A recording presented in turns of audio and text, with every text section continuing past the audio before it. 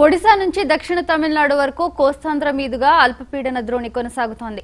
ద్రోణి ప్రభావంతో తెలంగాణ, రాయలసీమ, కోస్తాంధ్రలో పలుచోట్ల వర్షాలు కురుస్తున్నాయి. మరో 4 రోజుల పాటు ఇదే పరిస్థితి కొనసాగుతుందని వాతావరణ శాఖ తెలిపింది.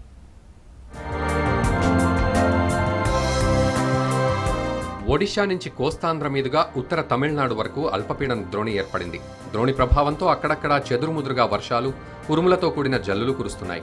మరోవైపు అల్పపీడనం ప్రభావంతో మరో 4 రోజుల పాటు ఇదే పరిస్థితి.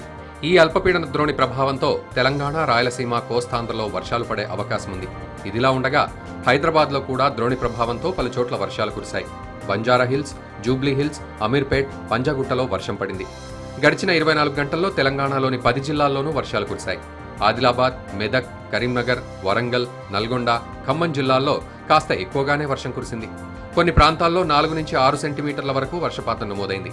మొత్తంగా మరో 4 రోజుల పాటు వర్షాలు కురిసే అవకాశం ఉండడంతో అప్రమత్తంగా ఉండాలని వాతావరణ శాఖ హెచ్చరిస్తోంది.